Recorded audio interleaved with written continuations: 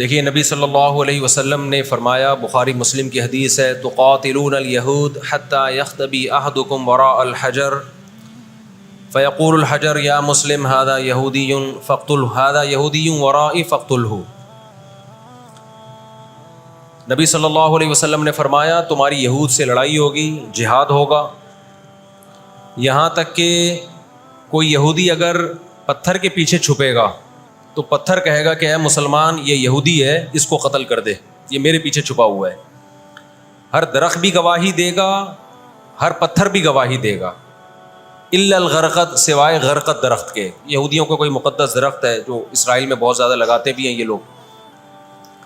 نبی صلی اللہ علیہ وسلم نے جب یہ بات ارشاد فرمائی تو اس وقت مسلمانوں کی یہودیوں سے ایسی کسی لڑائی کا تصور بھی نہیں تھا، ایک پیش گوئی تھی جو کسی کے خواب و خیال میں بھی نہیں تھا کہ صدیوں بعد جا کے ایسا ہو سکتا ہے۔ اس سے بھی پتہ چلتا ہے کہ ہمارے نبی صلی اللہ علیہ وسلم کی جو پیش گوئیاں ہیں اگر وہ پوری نہیں ہوئیں تو آپ ٹائم کا انتظار کریں، ایک وقت پوری ہو جائیں گی۔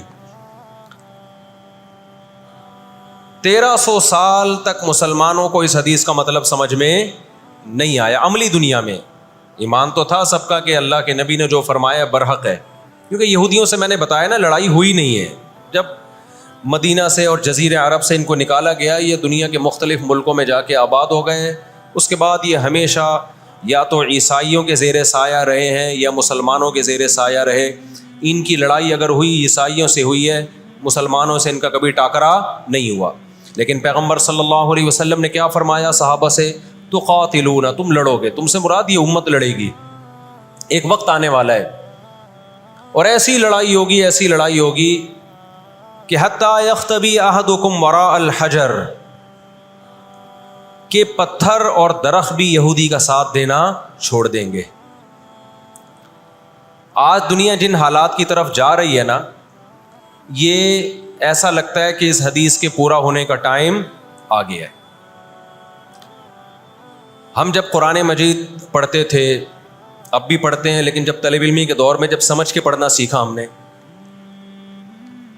تو ہم جگہ جگہ قرآن میں دیکھتے تھے ضربت علیہم الذلہ، اللہ نے ان پر ذلت کو مسلط کر دیا ہے۔ میں بار بار کہوں یہودیوں سے ہماری مراد علی الاطلاق سارے یہودی نہیں ہیں، کیونکہ میرے بیان کو لوگ شارٹ کلپ بنا کے غلط چلاتے ہیں۔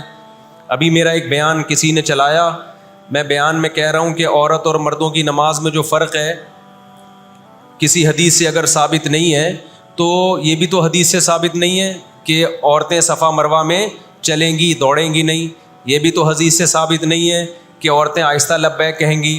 آگے میں نے پوری ڈیٹیل میں بات کی ہے۔ کسی نے میرا اتنا سا کلپ چلا دیا اور جواب میں کسی دوسرے کا کلپ چلا دیا کہ دیکھو فلاں فلاں حدیث تو ہے، فلاں حدیث تو ہے جس میں آتا ہے عورتیں صفا مروہ پہ چلیں گی، حالانکہ میں ان حدیثوں کا جواب اس کلپ میں دے چکا ہوں۔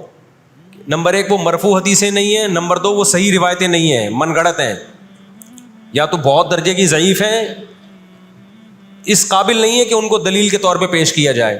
لیکن شرارتی نے میرا آدھا کلپ چلایا اور دوسرے اسکالر کا میرے مقابلے میں لگا دیا۔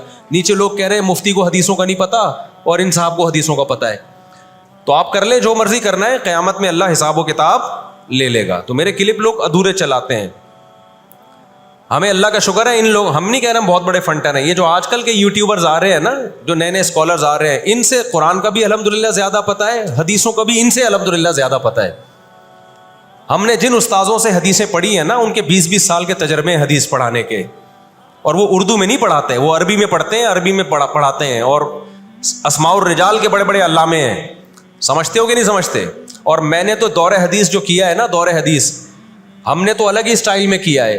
ہم پر تو پابندی تھی کہ جب حدیث کا سبق ہوگا تو ہم نے خود عربی کتابیں دیکھ کر، عربی شروحات دیکھ کر لیکچر کو تیار کرنا ہے، سند بھی خود پڑھنی ہے، سند کی بحث بھی، اور پوری بحث بھی خود ہی تیار کرنی ہے۔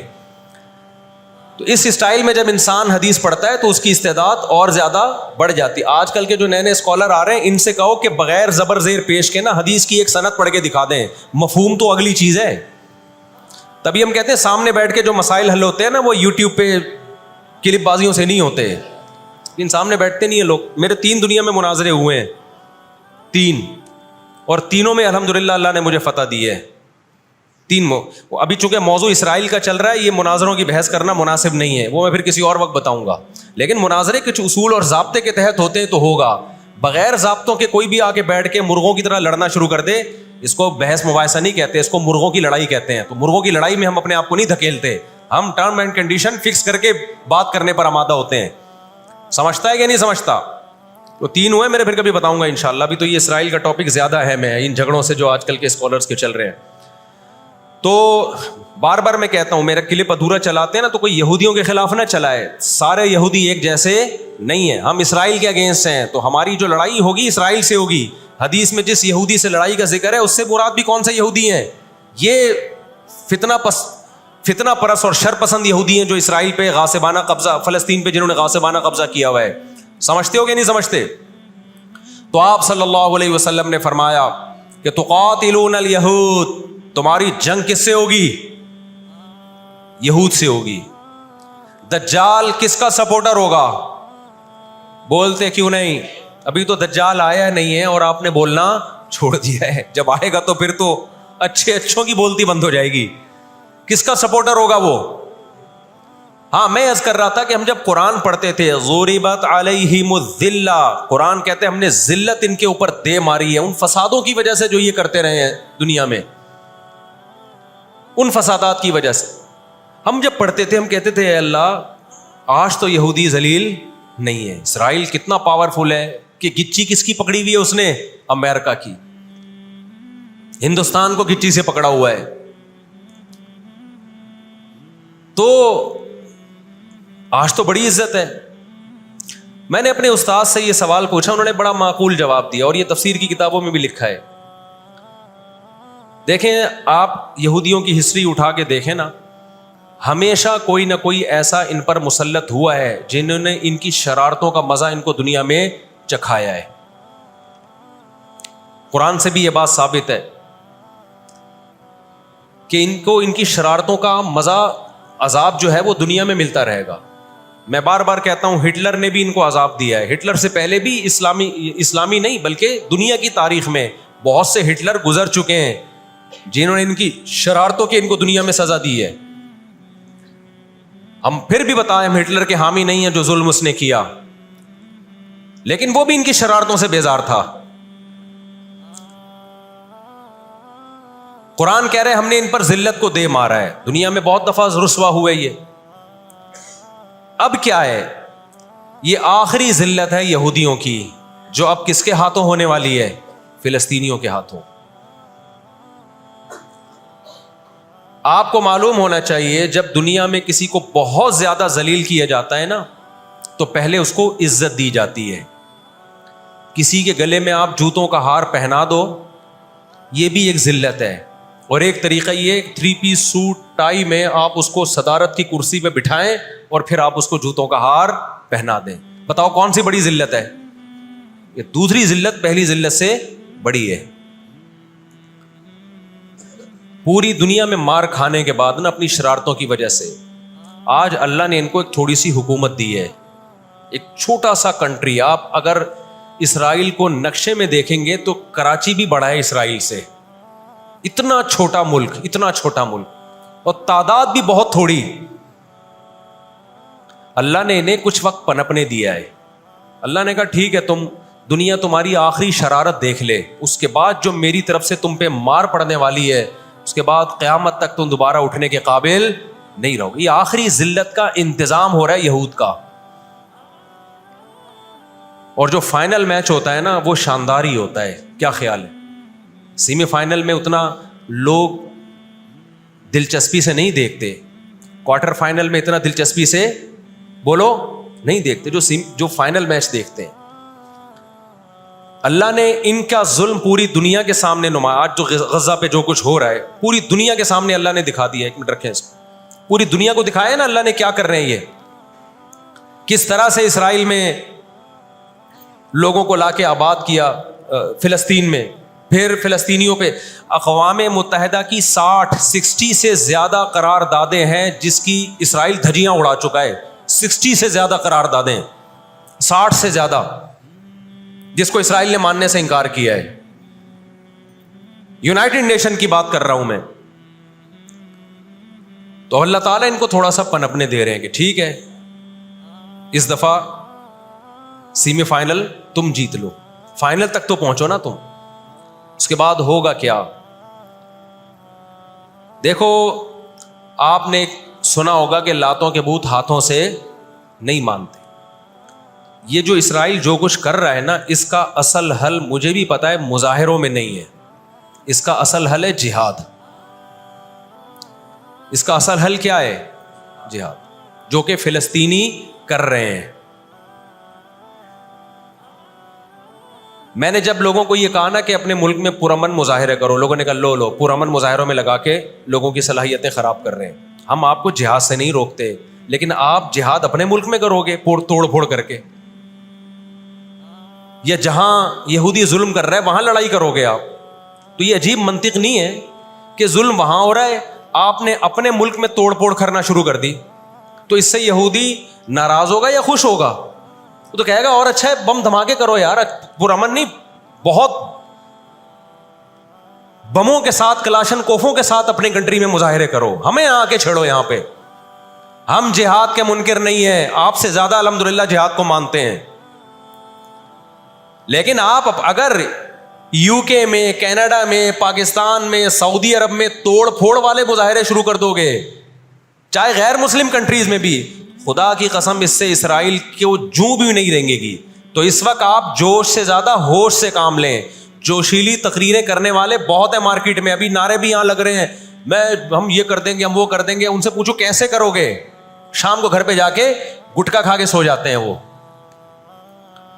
جوشیلی تقریریں کرنے والے, میں مانتا ہوں جہاد ہی ہوگا, لیکن ہوگا کس سرزمین پہ؟ جہاں یہودی لڑ رہا ہے وہیں لڑا جائے گا. میدان جنگ متعین کیا جاتا ہے لڑائی کے لیے. یہ نہیں ہوتا کہ آپ میدان جنگ میں نہیں جا سکتے تو جو میدان جنگ نہیں ہے اس کو میدان جنگ بنا دو. ایسا دنیا میں کبھی بھی نہیں ہوتا. یہ تو وہ جون پور کے قاضی والا قصہ ہو جائے گا کہ وہ سولی پہ لٹکایا ایک شخص کو, اس کی گردن موٹی تھی, وہ پھندے میں آ نہیں رہی تھی. انہوں نے کہا اس کی گردن چونکہ پھندے میں آ نہیں رہی ہے تو اس کی چونکہ آ رہی ہے اس کو لٹکا دو آپ. وہ کہے گا میری آ رہی ہے لیکن میرا قصور کیا ہے؟ تو یہ عجیب قسم کا جہاد ہے. آپ اپنے ملکوں میں, یو کے, کینیڈا میں آپ نے اگر توڑ پھوڑ کرنا شروع کر دی, وہ چھوڑے گا تھوڑی کینیڈا آپ کو. یو کے, امریکہ میں آپ نے اگر توڑ پھوڑ شروع کر دی, وہ چھوڑے گا تھوڑی. آپ کی اوقات کتنی ہے؟ لڑائی کے لیے سب سے پہلے میدان جنگ کا تعین ضروری ہے, کہ لڑائی ان کی مرضی سے نہیں ہوگی. کہاں کہ وہ جہاں چاہ رہے ہیں, لڑائی ہماری مرضی سے ہوگی. ہم جہاں کہیں گے وہاں لڑائی ہوگی. میں سمجھا پا رہا ہوں اپنی بات؟ تو علاج, بہت سے لوگوں نے جہاد کا انکار کر دیا, یہ بھی غلو ہے. اور بہت سے لوگوں نے ہر جگہ کو میدان جنگ بنانے کے چکر میں ہیں. یہ ایک طرف کی انتہا ہے. آج دنیا نے ان کو نہتا چھوڑ دیا ہے, فلسطینیوں کو, لیکن وہ ڈٹے ہوئے ہیں.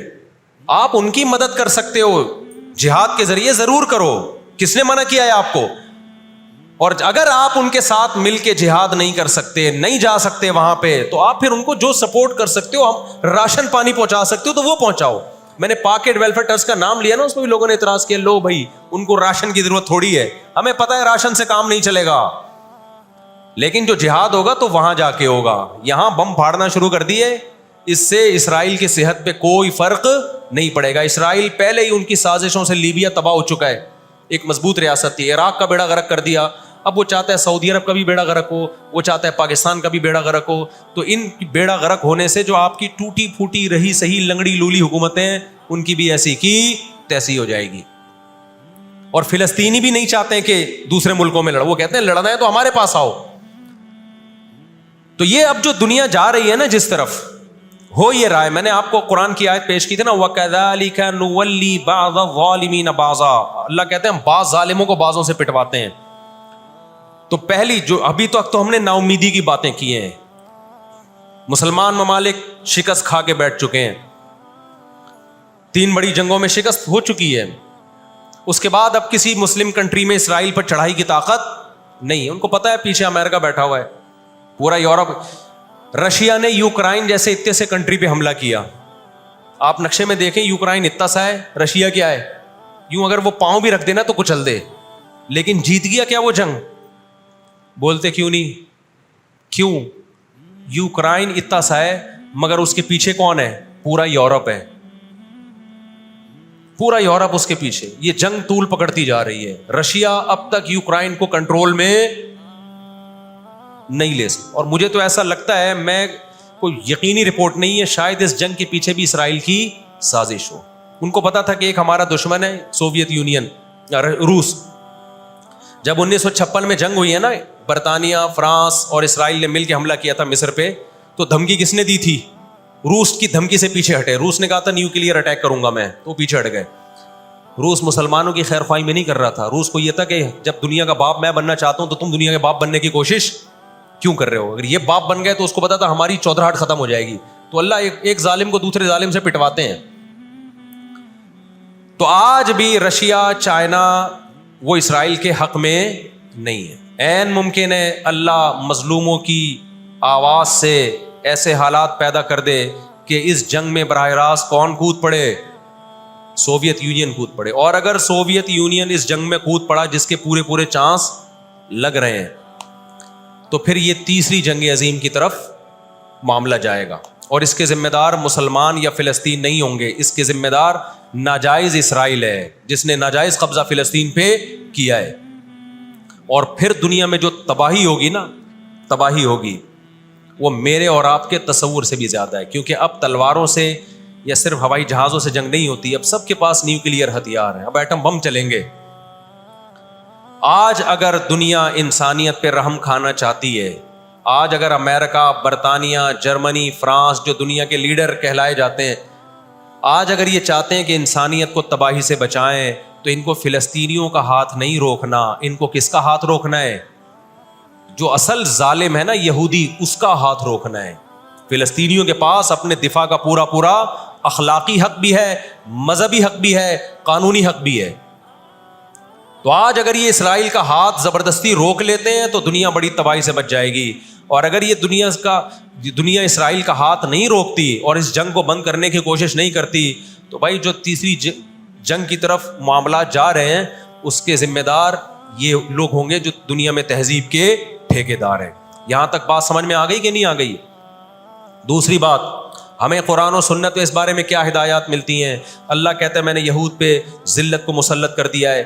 اس آیت میں اور اس حدیث میں جو میں نے تقاتلون الیہود والی حدیث پڑھی, اس میں مسلمانوں کے لیے خوشخبری ہے کہ اللہ تعالیٰ نے جیسے بنی اسرائیل انتہائی کمزور تھے, فرعون کا ظلم اور بربریت کا شکار تھے, اللہ سورہ قصص میں کہتے ہیں وَنُرِيدُ أَن نَّمُنَّ عَلَى الَّذِينَ اسْتُضْعِفُوا فِي الْأَرْضِ, ہم نے ارادہ کیا کہ زمین میں کمزور ترین لوگوں کو اٹھا کے زمین کا امام بنا دیں گے, طاقتور پہ غالب کر دیں گے. بہت دفعہ ایسا ہوا ہے, کم من فئۃ قلیلۃ غلبت فئۃ کثیرۃ باذن اللہ. اللہ کہتے ہیں دنیا کے نقشوں میں جو غالب ہوتا ہے, جس کی فتح اسباب کی دنیا میں یقینی ہوتی ہے, میں بہت تھوڑی سی جماعت کو طاقتور بنا کے دنیا کا امام بنا دیتا ہوں. ہمیں اللہ کی رحمت سے اور قرآن اور حدیث کی جو بشارتیں مل رہی ہیں اس سے پوری امید ہے کہ انشاءاللہ یہ جو ابھی حالات ہوئے ہیں یہ فلسطین کی شکست پہ منتج نہیں ہوں گے. انشاءاللہ یہ اسرائیل کی شکست پہ اور یہودیوں کی ہمیشہ کے لیے شکست پہ یہ اس کا نتیجہ نکلے گا انشاءاللہ. اور نبی صلی اللہ علیہ وسلم کی وہ حدیث پوری ہوگی کہ تمہاری جو بڑی جنگ ہوگی, نبی نے کیا فرمایا, اس امت کی ایک جماعت ہمیشہ جہاد کرتی رہے گی. لا یزال طائفۃ من امتی ظاہرین علی الحق, ہر دور میں لڑائی ہوئی ہے, جہاد ہوا ہے. آپ اس ہسٹری اٹھا کے دیکھ, کہیں نہ کہیں جہاد ہمیشہ ہوتا رہا ہے. تو آج بھی ایسا ہوگا. اور بالآخر یہ معاملات اگر بین الاقوامی دنیا نے کنٹرول نہیں کیے تو نبی صلی اللہ علیہ وسلم کی پیش گوئیاں انشاءاللہ بہت جلد پوری ہونے والی ہیں. اور یہ جو ان کو عزت ملی ہے نا, یہ اصل میں بہت بڑی ذلت کی تمہید ہے. جب کسی کی بہت بڑی بےزتی کرنی ہوتی ہے تو اس کو پہلے بہت زیادہ عزت دینی پڑتی ہے. میں اکثر ایک واقعہ سناتا ہوں. ایک آدمی گیا کسی محلے میں, آ کے کہنے لگا اللہ کا شکر ہے اس علاقے میں میری عزت نہیں ہے. لوگوں نے اس میں شکر ادا کرنے کی کیا بات ہے؟ اس نے کہا اگر عزت ہوتی تو آج میری بہت زیادہ بےزتی ہو جانی تھی. آج میں نے ایسا کام کیا کہ میری بہت زیادہ بےزتی ہو جاتی. تو یہ ایک بہت بڑی ذلت کا پیش خیمائی. ہماری ذمہ داری ہے کہ ہم ان کے لیے دعا بھی کریں, اپنے ملک میں ہم پرامن احتجاج بھی کریں. غیر مسلم ریاستوں میں بھی احتجاج کی اجازت ہے, یہاں ہم نے پرامن ہی کرنا ہے. یہاں توڑ پھوڑ سے کوئی فائدہ ہونے والا نہیں ہے. تو جوش میں ہوش نہ چھوڑ دیں آپ. یو کے میں پابندی لگائی کہ آپ فلسطینیوں کا جھنڈا نہیں لہرا سکتے. لوگوں نے لہرانا شروع کر دیا, اس کا نتیجہ کیا نکلا؟ فلسطین آزاد ہو گیا اس سے. جو جنہوں نے لہرایا ان کو گورنمنٹ اٹھا کے لے گئی. تو تھوڑے بہت لوگ جو کچھ غیرت جن میں تھی وہ بھی اپنے آپ کو ہاتھ پاؤں کٹوا رہے ہیں اگر, تو فلسطینیوں کے لیے پھر احتجاج کرنے والا, آواز اٹھانے والا دنیا میں کون ہوگا؟ تو جو میدان جنگ ہے وہی میدان جنگ ہے, اور جو میدان جنگ نہیں ہے اس کو میدان جنگ بنانے کی کوشش نہ کرو. یہودی چاہتا ہے پوری دنیا میدان جنگ بن جائے, اسرائیل میں امن ہو جائے تاکہ میں بادشاہی کروں دنیا پہ. ہم چاہتے ہیں نہ, جو میدان جنگ آپ نے جس جگہ کو رکھا ہے ہم جنگ وہاں سے ہٹنے نہیں دیں گے, وہیں میدان جنگ ہوگا, وہی جگہ میدان جنگ بنے گی. اور آپ نے اپنی حکومتوں پہ دباؤ ڈالنا ہے, حکومتوں پہ پریشر. دیکھو اردن میں جب احتجاج ہوا ہے, اردن کا بادشاہ نے آ کے اسرائیل کے خلاف بیان دیا ہے. لوگ سمجھتے ہیں ان احتجاجوں سے کیا ہوگا, ان پرامن مظاہروں سے کیا ہوگا. ایسا نہیں ہے, ان پرامن مظاہروں سے حکومتوں پہ دباؤ پڑتا ہے. آپ جو کر سکتے ہیں وہ تو کریں نا, آپ جو کر سکتے ہیں وہ تو کریں. اور احتجاج اور مظاہروں کی کال سیاسی جماعتیں دیتی ہیں, مفتیان کرام نہیں دیتے. لوگ مجھے کہہ رہے ہیں آپ بلاؤ احتجاج کا دھرنا ہم آئیں گے. مجھے پتہ ہے 4 آدمی بھی نہیں آئیں گے,